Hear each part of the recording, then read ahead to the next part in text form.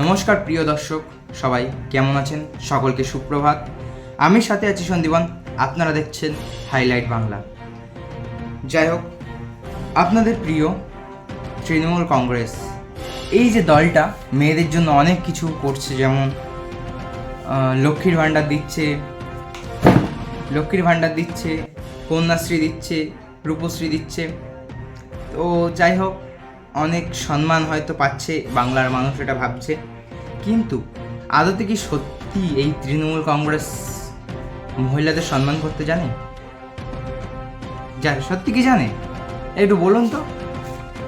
না, আমার তো মনে হয় না জানে, কারণ দেখলাম বর্ষাটির প্রার্থীকে নিয়ে বিরাট বিভৎস কুরুচিকর মন্তব্য করা হয়েছে।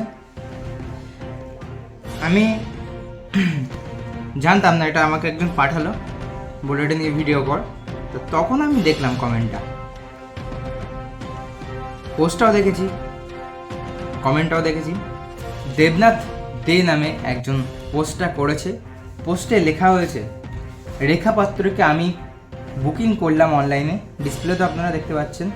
রেখা পাত্রকে প্রথম আমি বুকিং করলাম অনলাইনে, 2000 টাকা পাঠিয়ে দিয়েছি। কেউ তাড়াহুড়ো করবেন না, সবাই সুযোগ পাবেন।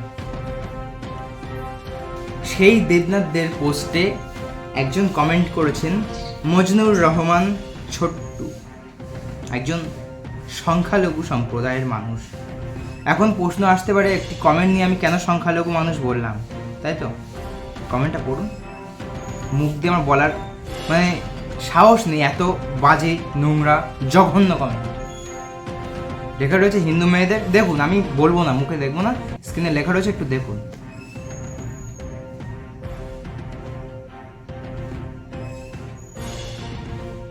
বললেন তো, এই হচ্ছে বাংলার শাসক দল তৃণমূল কংগ্রেস। এরা সব কিছুই পারে।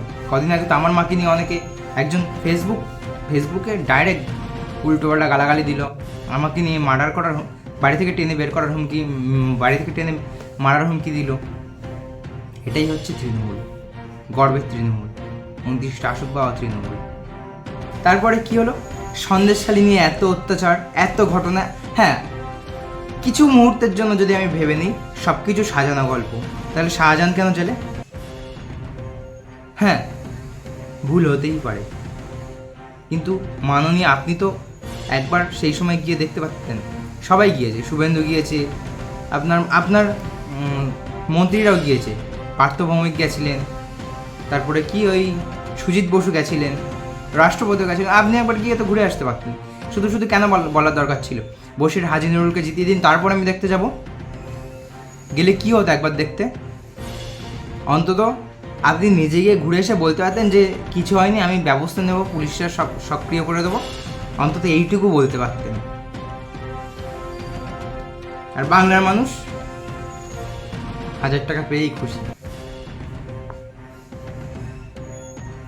একটু কমেন্টে লিখে জানাবেন, এই তৃণমূল সরকার কি সত্যি সত্যি মহিলাদের সম্মান করতে পারে, মা বোনদের সম্মান করতে পারে? কমেন্ট বক্সে অবশ্যই লিখে যাবেন। ভিডিওটা এই পর্যন্তই, আশা করি ভালো লেগেছে। ভালো লাগলে অবশ্যই জানাবেন, লাইকও করে যাবেন। চ্যানেলে নতুন হয়ে থাকলে সাবস্ক্রাইব করবেন, এবং পেজ থেকে দেখে থাকলে অবশ্যই ফলো করে দিয়ে যাবেন। ধন্যবাদ।